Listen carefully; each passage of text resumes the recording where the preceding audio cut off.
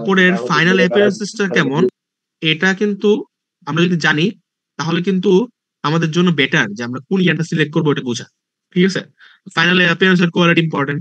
দেন কিছু user point of view আছে, দেখুন লেখা আছে যে ড্রেপেবিলিটি। ড্রেপেবিলিটি মানে কতটুকু ভালো মতো আমার গার্মেন্টসটা শরীরের উপর বসবে। ঠিক আছে, ওটার উপর ডিপেন্ড করে আমরা কি ইউজ করতে পারি। রিঙ্কেল রেজিস্ট্যান্স কতটুকু, হ্যাঁ, ধরো আমরা বেশি রিঙ্কেল না চাইলে আমরা ম্যানমেডের দিকে যেতে পারি।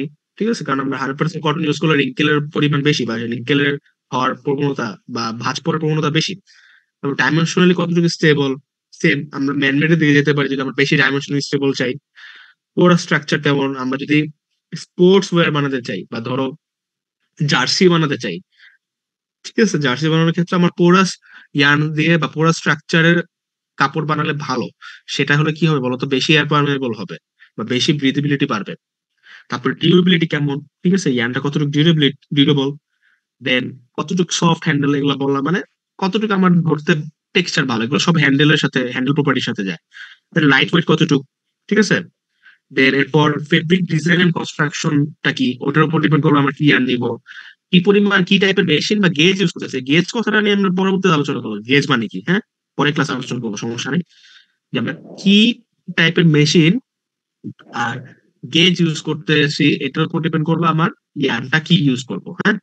তারপরে আমার নিটিং পয়েন্ট অফ ভিউ, আমার কিছু রিকোয়ারমেন্টস আছে মেশিনে, যেমন আমার ইয়ানটা যদি ইউনিফর্ম থিকনেস না হয় তাহলে মেশিনে ভালো মতো আমার লুপ ফর্মেশন হবে না। সার্কুলার ক্রস সেকশন হতে হয়, সারফেস স্মুথ হতে হবে, নাহলে কি হবে ব্রেকিং রেট বাড়বে। তারপরে হাই এলিভেশন হতে হবে, হাই অ্যাব্রাশন রেজিস্ট্যান্স হতে হবে, এগুলো অলরেডি আলোচনা করে আসছি। ইলাস্টিসিটি আর রিকভারি ভালো হতে হবে।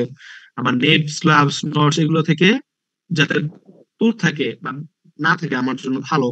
এই একটা জিনিস একটু বলি, যে স্ল্যাবস কথা আছে, স্ল্যাবিয়ান, স্ল্যাবিয়ানটা কিন্তু নর্মালি তোমার ফ্যান্সি ইয়ার ক্ষেত্রে ইউজ হয়, কিন্তু যদি তুমি না চাও এটা ফ্যান্সি ক্ষেত্রে ইউজ না করতে, স্ল্যাব মানে কি আমার ইয়ানের, ইয়ানের ডায়ামিটারটা বড় ছোট, ধর একটা ইয়ান ডায়ামিটার এক সাইড বড় আর এক সাইড ছোট, ধর এখানে বড় আবার ছোট, বড় ছোট, তো এটা কিন্তু আমার তো বললো স্ল্যাব ইয়ান। তো এই যে এই পাশে দেখো ডায়ামিটার বড় হয়ে গেছে, এই পাশে ছোট হয়ে গেছে ইয়ানের। তো এইসব টাইপের ইয়ান কিন্তু আমরা চাইলে যদি না চাই ইউজ করতে তাহলে কিন্তু এটা একটা ডিফেক্ট বা ফল্ট। কিন্তু আমি যদি চাই যে এটা এটা ইউজ করে কাপড় বানাতে, তখন তো এটা কি একটা ডিজাইন পারপাস ইউজ করা হয় বা ফ্যান্সি পারপাস ইউজ করা হয়। তারপরে আমার দেখো নিচে বলছে কি যে আমার টেনজাইল স্ট্রেন্থটা মডারেট হতে হবে। মানে কি মডারেট, মানে কি বেশি টেনজাইল স্ট্রেন্থ হলে আবার ঝামেলা আছে, কারণ নাহলে শক্ত হয়ে যাবে ইয়ার্ন বা স্ট্রেন্থ বেশি হয়ে যাবে, তো বেন্ডিং রিজিডিটি কি হবে বলতো, কমে যাবে। আচ্ছা, আর টুইস্ট রেগুলার টুইস্ট থাকবে, ইভেননেস রেগেন এগুলা রেগুলারিটি থাকতে হবে, মানে এগুলো এত বেশি হওয়া যাবে না, আবার কম হলেও সমস্যা। ঠিক আছে, দেন রেজিস্ট্যান্স ভালো হতে হবে। দেন আসো ওয়েট প্রসেসিং বিহেভিয়ার।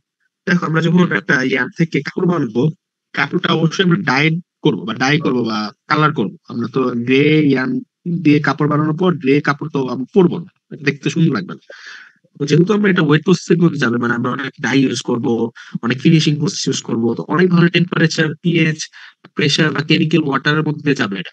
তার মানে যেই ইয়ার্নটা ইউজ করতেছি, কারণ যেহেতু র মেটেরিয়ালটা ইয়ার্ন, একটা কাপড়ের মধ্যে ইয়ার্ন ছাড়া কিছু নাই, তখন ফিনিশিং করা হচ্ছে বা ডাই ওয়েট প্রসেসিং করা হচ্ছে বা ডাই করা হচ্ছে, এর আগে তো এর মধ্যে শুধু সুতাই আসলো। সুতাটা আমার যাতে কি বলতো একদম ভালো সুতা ইউজ করা হয় বা একদম ওই ধরনের সুতা ইউজ করা হয় যাতে ওটা ওয়েট প্রসেসিং লেভেলটা ও নিতে পারে। কারণ আমরা যদি ধরো একটা কটন সুতা ইউজ করি এবং এটার উপর যদি ধরো এসিড ডাই করি তাহলে কিন্তু হবে না। আমরা জানি যে নাইলন জাতীয় সুতার উপরে সাধারণত এসিড ডাই করা হয়, আবার নাইলন সুতা ইউজ করে পর যদি এটা রিঅ্যাক্টিভ ডাই করি তাহলে কিন্তু হবে না। তো কি ডাইস ইউজ করতেছি, কি ওয়েট প্রসেসিং বা কি ফিনিশিং করতেছি, কি কেমিক্যাল ইউজ করতেছি, এটার উপর ডিপেন্ড করে আমি কি য়ার্ন সিলেকশন করবো নিটিং এর জন্য। এটা কি বুঝছেন সবাই?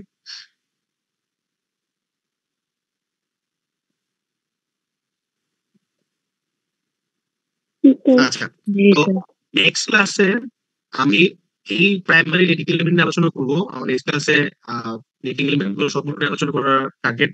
ঠিক আছে, এরপরে আমরা নিটিং অ্যাকশন গুলো শিখবো, এরপর স্টিচ গুলো শিখবো, then আমাদের সিলেবাসের বিভেদ শিখবো। মোটামুটি কমপ্লিট হয়ে যাবে আশা করি। তো অনলাইনে হয়তো অনেকগুলো ক্লাস নিতে হবে, আর অফলাইনে ক্লাস নিলে বেটার সামনের ক্লাসটা, যেহেতু আমি আপনাদের সামনাসামনি রিল সিঙ্কার ক্যাম্প দেখাতে চাই। তো আজকে এই পর্যন্ত থাক।